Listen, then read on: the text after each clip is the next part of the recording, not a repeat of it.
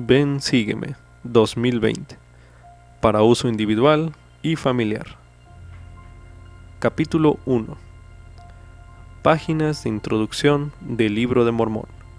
Lección asignada del 30 de diciembre de 2019 al 5 de enero de 2020, titulada Otro Testamento de Jesucristo.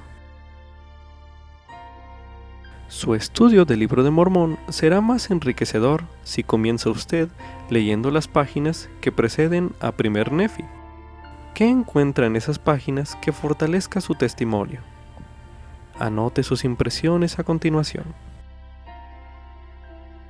Aún antes de comenzar a leer usted Primer Nefi capítulo 1, se aprecia claramente que el Libro de Mormón no es un libro común y corriente.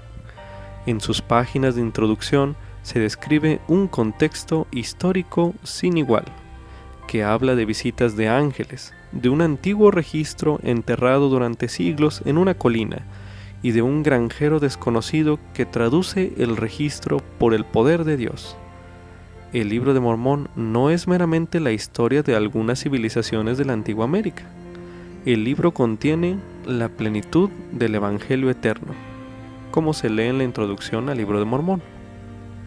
Y Dios mismo guió su salida a luz, cómo fue escrito, cómo fue preservado y cómo estaría disponible en nuestros días. Este año, al leer usted el Libro de Mormón y orar al respecto y aplicar sus enseñanzas, invitará al poder de este libro a su vida y podrá decir en su testimonio, al igual que los 3 testigos, es maravilloso a nuestra vista. Como subtítulo, el Libro de Mormón puede fortalecer mi fe en Jesucristo. Esto es correspondiente a la portada del Libro de Mormón, la cual se leerá a continuación. El Libro de Mormón, un relato escrito por la mano de Mormón sobre planchas, tomado de las planchas de Nefi. Por tanto, es un compendio de los anales del pueblo de Nefi, así como de los lamanitas, escrito a los lamanitas, quienes son un resto de la casa de Israel, y también a los judíos y a los gentiles, escrito por vía de mandamiento, por el espíritu de profecía y de revelación, escrito y sellado y escondido para los fines del Señor, con objeto de que no fuese destruido. Ha de aparecer por el don y el poder de Dios para que sea interpretado, sellado por la mano de Moroni y escondido para los propósitos del Señor, a fin de que apareciese en el debido tiempo por medio de los gentiles, a interpretarse por el don de Dios. Contiene también un compendio tomado del libro de Éter, el cual es una relación del pueblo de Jared, que fue esparcido en la ocasión en que el Señor confundió el lenguaje de los del pueblo, cuando estaban edificando una torre para llegar al cielo, lo cual sirve para mostrar al resto de la casa de Israel cuán grandes cosas el Señor ha hecho por sus padres, y para que conozcan los convenios del Señor, y sepan que no son ellos desechados para siempre. Y también para convencer al judío y al gentil de que Jesús es el Cristo, el eterno Dios, que se manifiesta a sí mismo a todas las naciones. Y ahora bien, si hay faltas, estas son equivocaciones de los hombres. Por tanto, no condenéis las cosas de Dios, para que aparezcáis sin mancha ante el tribunal de Cristo. Traducción original de las planchas al idioma inglés, por José Smith Hijo. La primera edición en inglés se publicó en 1830, en Palmira, Nueva York, Estados Unidos de América. La portada del Libro de Mormón ofrece mucho más que un título. Entre otros aspectos, la portada señala los diversos propósitos del Sagrado Registro, conozca esos propósitos y después, al estudiar el Libro de Mormón este año, tome nota de aquellos pasajes que sienta usted que cumplen con esos propósitos. Por ejemplo, ¿qué pasajes le ayudan a convencerse a usted de que Jesús es el Cristo, el eterno Dios?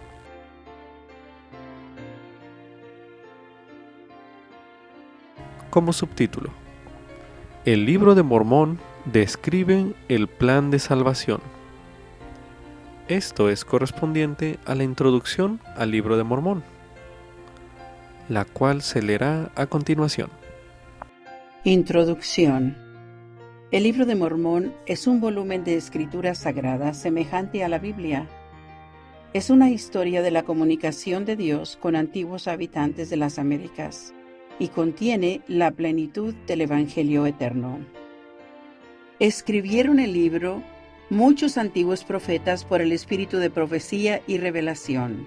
Sus palabras, escritas sobre planchas de oro, fueron citadas y compendiadas por un profeta e historiador llamado Mormón.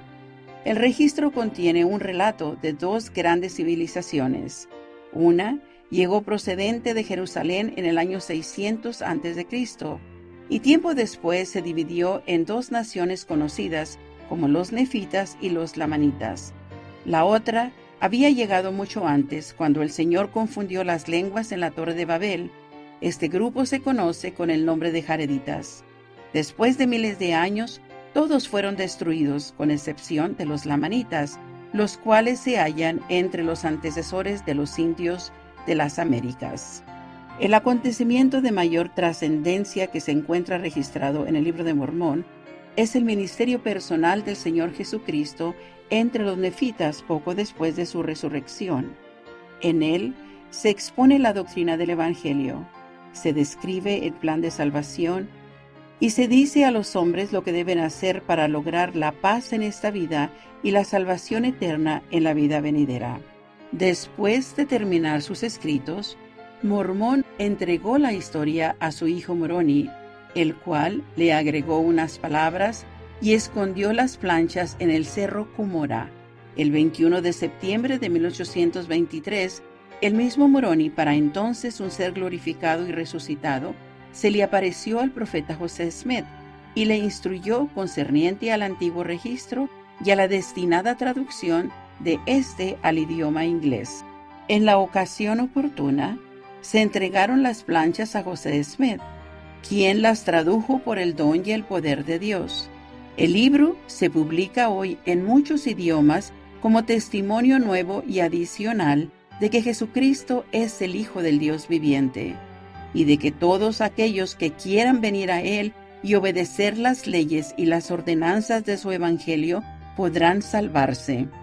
Concerniente a esta historia, el profeta José Smith dijo: «Declaré a los hermanos que el Libro de Mormón era el más correcto de todos los libros sobre la tierra y la piedra clave de nuestra religión, y que un hombre se acercaría más a Dios al seguir sus preceptos que los de cualquier otro libro». Además de José Smith, el Señor dispuso que otros 11 hombres vieran con sus propios ojos las planchas de oro y fueran testigos especiales de la veracidad y de la divinidad del Libro de Mormón. Sus testimonios escritos se incluyen en esta obra bajo los títulos El testimonio de 3 testigos y El testimonio de 8 testigos. Invitamos a toda persona, donde quiera que se encuentre, a leer el Libro de Mormón, a meditar en su corazón el mensaje que contiene y luego a preguntar a Dios, el Padre Eterno, en el nombre de Cristo, si el libro es verdadero.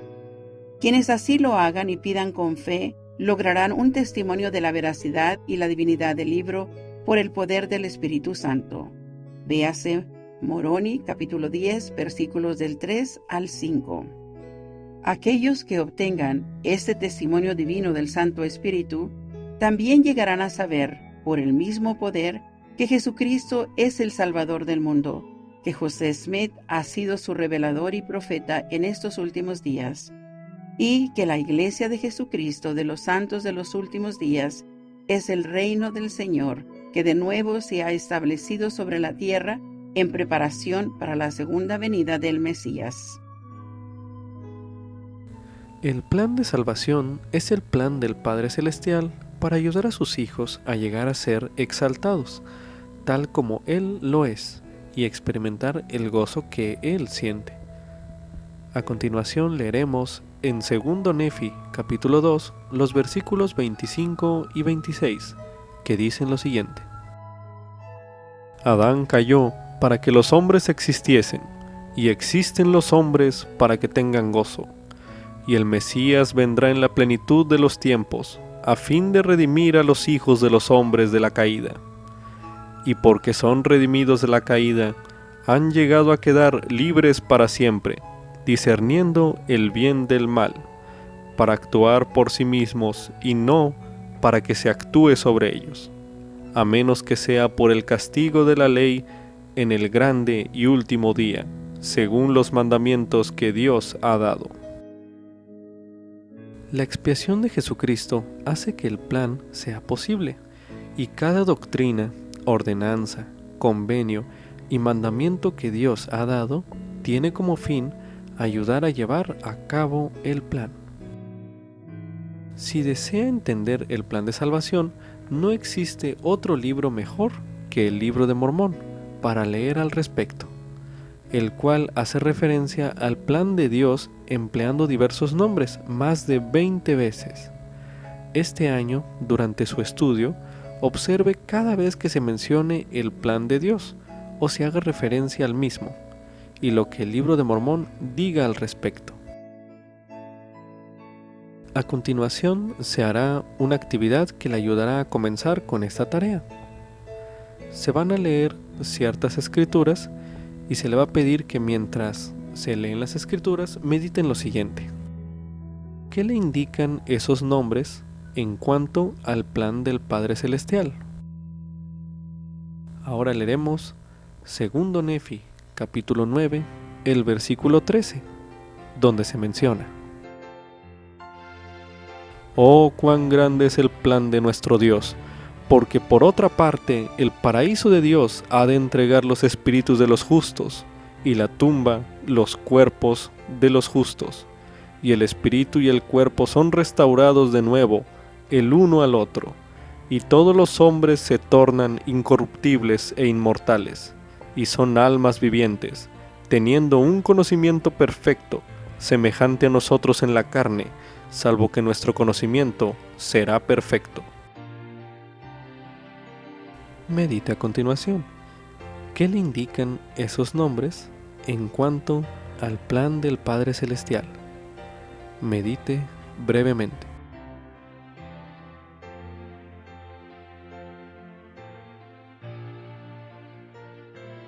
Ahora leeremos en 2 Nefi, capítulo 11, el versículo 5, que se menciona: Y mi alma también se deleita en los convenios que el Señor ha hecho a nuestros antepasados. Sí, mi alma se deleita en su gracia, y en su justicia, y poder, y misericordia en el gran y eterno plan de liberación de la muerte. Medite a continuación. ¿Qué le indican esos nombres en cuanto al plan del Padre Celestial? Medite brevemente.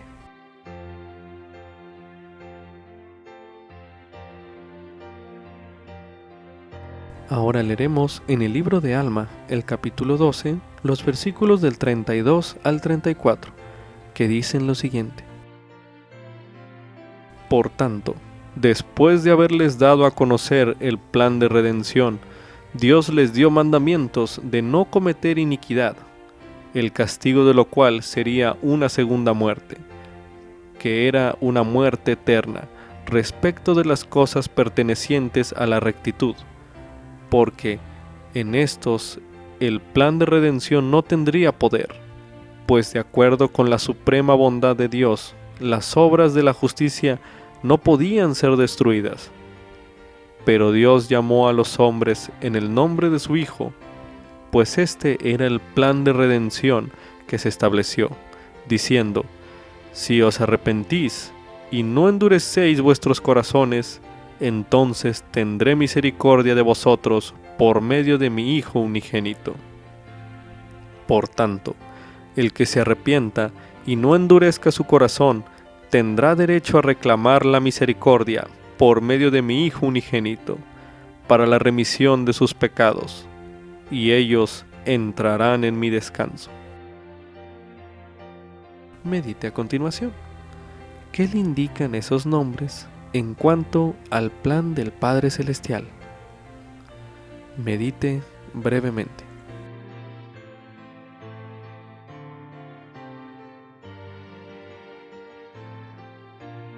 Ahora leeremos en el libro de Alma, el capítulo 24, el versículo 14, donde se menciona: Y el gran Dios ha tenido misericordia de nosotros, y nos ha dado a conocer estas cosas, para que no perezcamos. Sí, nos ha dado a conocer estas cosas anticipadamente, porque Él ama nuestras almas, así como ama a nuestros hijos. Por consiguiente, en su misericordia nos visita por medio de sus ángeles, para que el plan de salvación nos sea dado a conocer, tanto a nosotros como a las generaciones futuras. Medite a continuación. ¿Qué le indican esos nombres en cuanto al plan del Padre Celestial? Medite brevemente.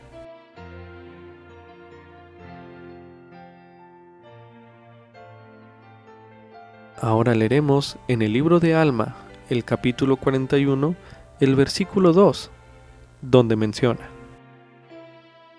Te digo, hijo mío, que el plan de la restauración es indispensable en la justicia de Dios, porque es necesario que todas las cosas sean restablecidas a su propio orden. He aquí, es preciso y justo, según el poder y la resurrección de Cristo, que el alma del hombre sea restituida a su cuerpo, y que al cuerpo le sean restauradas todas sus partes. Medite a continuación. ¿Qué le indican esos nombres en cuanto al plan del Padre Celestial? Medite nuevamente.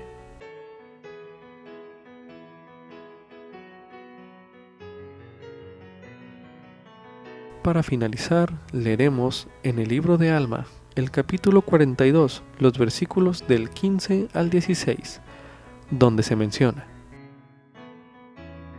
Ahora bien, no se podría realizar el plan de la misericordia, salvo que se efectuase una expiación. Por tanto, Dios mismo expía los pecados del mundo, para realizar el plan de la misericordia, para apaciguar las demandas de la justicia, para que Dios sea un Dios perfecto, justo y misericordioso también.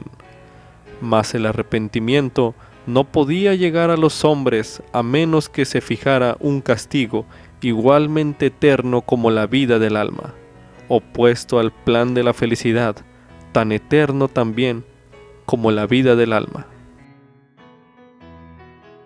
Para finalizar, medite nuevamente. ¿Qué le indican esos nombres en cuanto al plan del Padre Celestial? Medite una última vez en este bloque.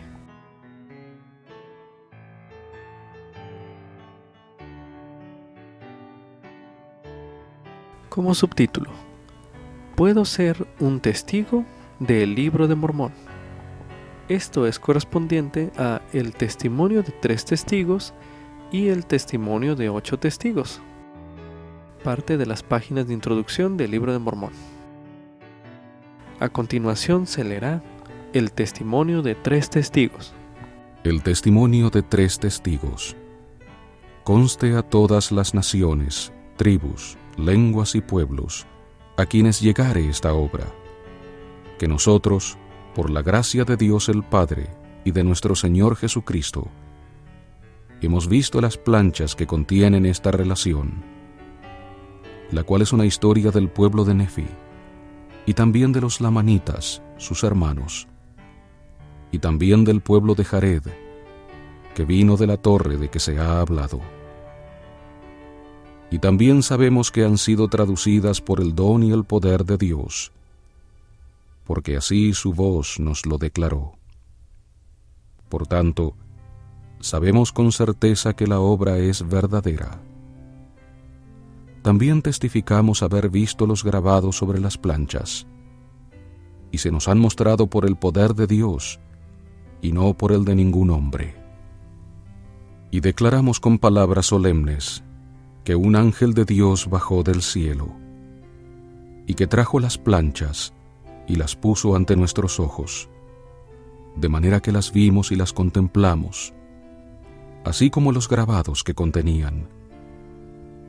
Y sabemos que es por la gracia de Dios el Padre y de nuestro Señor Jesucristo, que vimos y testificamos que estas cosas son verdaderas. Y es maravilloso a nuestra vista. Sin embargo, la voz del Señor nos mandó que testificásemos de ello. Por tanto, para ser obedientes a los mandatos de Dios, testificamos estas cosas. Y sabemos que si somos fieles en Cristo, nuestros vestidos quedarán limpios de la sangre de todos los hombres, y nos hallaremos sin mancha ante el tribunal de Cristo, y moraremos eternamente con Él en los cielos. Y sea la honra al Padre, y al Hijo, y al Espíritu Santo, que son un Dios. Amén. Oliver Cowdery, David Whitmer, Martin Harris. A continuación se leerá el testimonio de 8 testigos. El testimonio de 8 testigos. Conste a todas las naciones, tribus, lenguas y pueblos, a quienes llegare esta obra, que José Smith, hijo, el traductor de ella, nos ha mostrado las planchas de que se ha hablado, las que tienen la apariencia del oro, y hemos palpado con nuestras manos cuantas hojas el referido Smith ha traducido, y también vimos los grabados que contenían, todo lo cual tiene la apariencia de una obra antigua y de hechura exquisita. Y testificamos esto con palabras solemnes, y que el citado Smith nos ha mostrado las planchas de que hemos hablado, porque las hemos visto y sopesado, y con certeza sabemos que el susodicho Smith las tiene en su poder. Y damos nuestros nombres al mundo en testimonio de lo que hemos visto, y no mentimos, pues Dios es nuestro testigo. Christian Whitmer, Jacob Whitmer, Peter Whitmer hijo, John Whitmer, Hiram Page, Joseph Smith padre, Hiram Smith, Samuel H. Smith. El Espíritu Santo puede testificarle a usted de que el libro de Mormón es verdadero, aun cuando usted no haya visto las planchas de oro, como las vieron los 3 testigos o los 8 testigos. Medite a continuación. ¿De qué modo los testimonios de ellos han fortalecido su testimonio? Medite brevemente.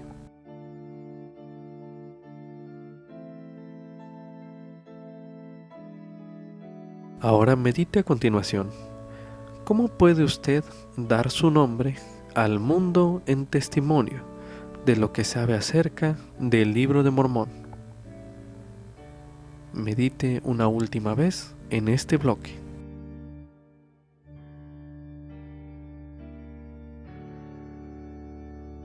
Como subtítulo, la salida a luz del libro de Mormón fue un milagro. Esto es correspondiente a el testimonio del profeta José Smith, descrito en las páginas de introducción del libro de Mormón, el cual se leerá a continuación. El testimonio del profeta José Smith. Las propias palabras del profeta José Smith en cuanto a la aparición del libro de Mormón son las siguientes. En la noche del día 21 de septiembre de 1823, me puse a orar pidiéndole a Dios Todopoderoso, encontrándome así en el acto de suplicar a Dios vi que se aparecía una luz en mi cuarto y que siguió aumentando hasta que la habitación quedó más iluminada que al mediodía, cuando repentinamente se apareció un personaje al lado de mi cama, de pie en el aire, porque sus pies no tocaban el suelo. Llevaba puesta una túnica suelta de una blancura exquisita. Era una blancura que excedía a cuanta cosa terrenal jamás había visto yo, y no creo que exista objeto alguno en el mundo que pudiera presentar tan extraordinario brillo y blancura. Sus manos estaban desnudas y también sus brazos, un poco más arriba de la muñeca, y de igual manera los pies, así como las piernas, poco más arriba de los tobillos. También tenía descubiertos la cabeza y el cuello, y pude darme cuenta de que no llevaba puesta más ropa que esta túnica, porque estaba abierta de tal manera que podía verle el pecho. No solo tenía su túnica esta blancura singular, sino que toda su persona era gloriosa, más de lo que se puede describir, y su faz era como un vivo relámpago. El cuarto estaba sumamente iluminado, pero no con la brillantez que había en torno de su persona. Cuando lo vi por primera vez, tuve miedo, mas el temor pronto se apartó de mí. Me llamó por mi nombre y me dijo que era un mensajero enviado de la presencia de Dios y que se llamaba Moroni, que Dios tenía una obra para mí y que entre todas las naciones, tribus y lenguas se tomaría mi nombre para bien y para mal, o sea, que se iba a hablar bien o mal de mí entre todo pueblo. Dijo que se hallaba depositado un libro, escrito sobre planchas de oro, el cual daba una relación de los antiguos habitantes de este continente, así como del origen de su procedencia. También declaró que en él se encerraba la plenitud del Evangelio eterno, cual el Salvador lo había comunicado a los antiguos habitantes. Asimismo, que junto con las planchas estaban depositadas 2 piedras en aros de plata, las cuales, aseguradas a un pectoral, formaban lo que se llamaba el Urim y Tumim, que la posesión y uso de estas piedras era lo que constituía a los videntes en los días antiguos o anteriores, y que Dios las había preparado para la traducción del libro. Por otra parte, me manifestó que cuando yo recibiera las planchas de que él había hablado, porque aún no había llegado el tiempo para obtenerlas, no habría de enseñarlas a nadie, ni el pectoral con el Urim y Tumim, sino únicamente a aquellos a quienes se me mandase que las enseñara. Si lo hacía, sería destruido. Mientras hablaba conmigo acerca de las planchas, se manifestó a mi mente la visión de tal modo que pude ver el lugar donde estaban depositadas, y con tanta claridad y distinción que reconocí el lugar cuando lo visité. Después de esta comunicación, vi que la luz en el cuarto empezaba a juntarse en derredor del personaje que me había estado hablando, y así continuó hasta que el cuarto una vez más quedó a oscuras, exceptuando alrededor de su persona inmediata, cuando repentinamente vi abrirse algo como un conducto que iba directamente hasta el cielo, y él ascendió hasta desaparecer por completo, y el cuarto quedó tal como había estado antes de aparecerse esta luz celestial. Me quedé reflexionando sobre la singularidad de la escena y maravillándome grandemente de lo que me había dicho este mensajero extraordinario, cuando en medio de mi meditación de pronto descubrí que mi cuarto empezaba a iluminarse de nuevo, y en lo que me pareció un instante, el mismo mensajero celestial apareció una vez más al lado de mi cama. Empezó y otra vez me dijo las mismísimas cosas que me había relatado en su primera visita, sin la menor variación, después de lo cual me informó de grandes juicios que vendrían sobre la tierra, con gran desolación causada por el hambre, la espada y pestilencias, y que esos penosos juicios vendrían sobre la tierra en esta generación. Habiéndome referido a estas cosas, de nuevo ascendió como lo había hecho anteriormente. Ya para entonces, Eran tan profundas las impresiones que se me habían grabado en la mente, que el sueño había huido de mis ojos y yacía dominado por el asombro de lo que había visto y oído. Pero ¿cuál no sería mi sorpresa al ver de nuevo al mismo mensajero al lado de mi cama y oírlo repasar o repetir las mismas cosas que antes? Y añadió una advertencia, diciéndome que Satanás procuraría tentarme a causa de la situación indigente de la familia de mi padre, a que obtuviera las planchas con el fin de hacerme rico. Esto él me lo prohibió y dijo que, al obtener las planchas, no tuviera presente más objeto que el de glorificar a Dios, y que ningún otro motivo influyera en mí sino el de edificar su reino. De lo contrario, no podría obtenerlas. Después de esta tercera visita, de nuevo ascendió al cielo como antes, y otra vez me quedé meditando en lo extraño de lo que acababa de experimentar, cuando casi inmediatamente después que el mensajero celestial hubo ascendido por tercera vez, cantó el gallo, y vi que estaba amaneciendo, de modo que nuestras conversaciones deben de haber durado toda aquella noche. Poco después me levanté de mi cama, y como de costumbre, fui a desempeñar las faenas necesarias del día.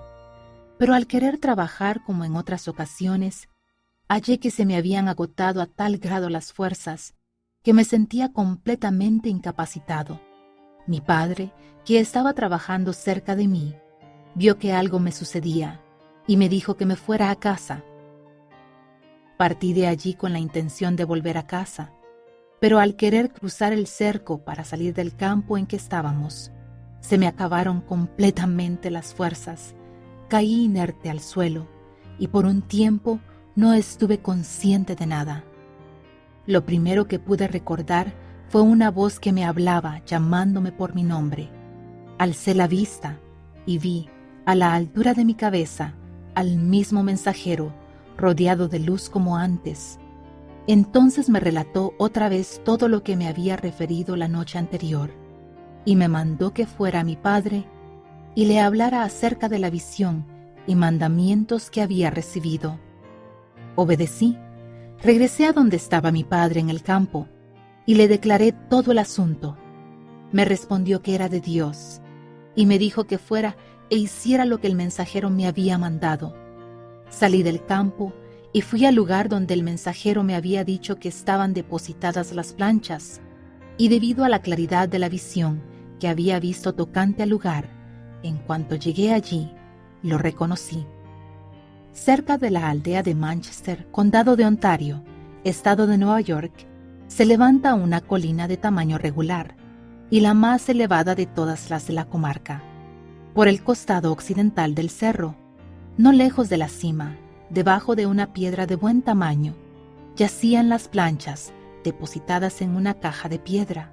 En el centro y por la parte superior, esta piedra era gruesa y redonda, pero más delgada hacia los extremos, de modo que se podía ver la parte céntrica sobre la superficie del suelo, mientras que alrededor de la orilla estaba cubierta de tierra.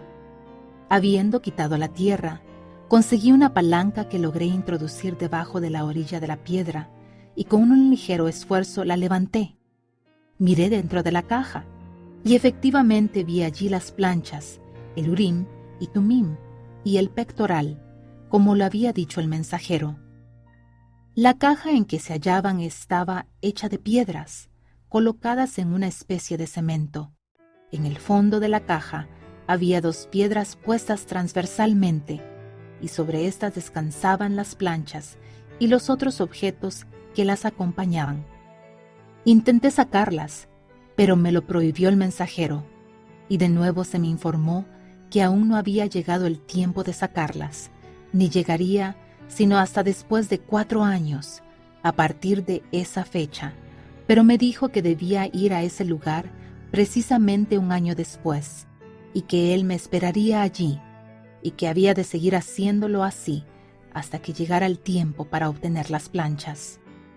De acuerdo con lo que se me había mandado, Acudía al fin de cada año, y en esa ocasión encontraba allí al mismo mensajero, y en cada una de nuestras entrevistas recibía de él instrucciones e inteligencia concernientes a lo que el Señor iba a hacer, y cómo y de qué manera se conduciría su reino en los últimos días. Por fin llegó el momento de obtener las planchas, el Urim y Tumim, y el pectoral. El día 22 de septiembre de 1827, habiendo ido al fin de otro año, como de costumbre, al lugar donde estaban depositados, el mismo mensajero celestial me los entregó con esta advertencia, que yo sería responsable de ellos, que si permitía que se extraviaran por algún descuido o negligencia mía, sería desarraigado, pero que si me esforzaba con todo mi empeño por preservarlos hasta que él, el mensajero, viniera por ellos, entonces serían protegidos. Pronto supe por qué había recibido tan estrictos mandatos de guardarlos, y por qué me había dicho el mensajero que cuando terminara lo que se requería de mí, él vendría por ellos, porque no bien se supo que yo los tenía, comenzaron a hacerse los más tenaces esfuerzos por privarme de ellos. Se recurrió a cuanta estratagema se pudo inventar para realizar ese propósito. La persecución llegó a ser más severa y enconada que antes, y grandes números de personas andaban continuamente al acecho para quitármelos de ser posible. Pero mediante la sabiduría de Dios, permanecieron seguros en mis manos hasta que cumplí con ellos lo que se requirió de mí. Cuando el mensajero, de conformidad con el arreglo, llegó por ellos, se los entregué, y él los tiene a su cargo hasta el día de hoy, 2 de mayo de 1838. Para una narración más completa, véase José Smith, Historia en la Perla de Gran Precio. La historia antigua que así salió de la tierra, como la voz de un pueblo que hablaba desde el polvo, fue traducida a un lenguaje moderno, el idioma inglés, por el don y el poder de Dios, según la afirmación divina lo ha atestiguado, y se publicó por primera vez al mundo en inglés en el año 1830, con el título de The Book of Mormon. Si alguien le preguntara a usted de dónde provino el Libro de Mormón, ¿qué le diría? Seguramente es una pregunta algo complicada de responder. Ahora medite su respuesta con lo siguiente. ¿Cómo describiría usted la mano del Señor para que saliera a luz el Libro de Mormón? Medite brevemente.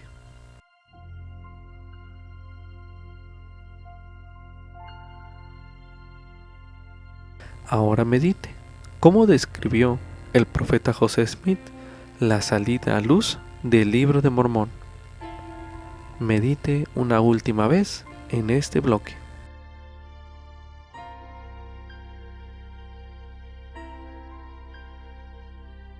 Como subtítulo, ¿cómo fue traducido el Libro de Mormón?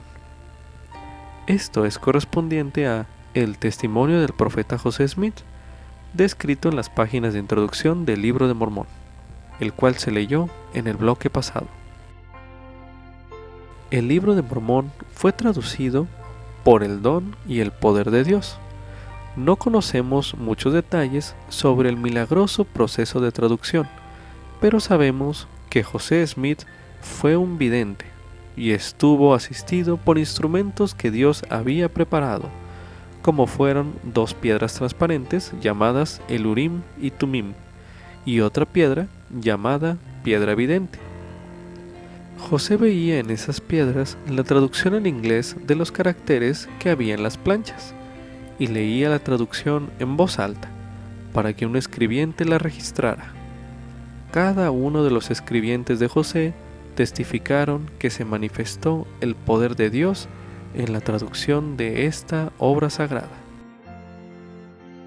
También se recomienda ver el tema La traducción del Libro de Mormón, uno de los temas del Evangelio, disponible en topics.el10.org.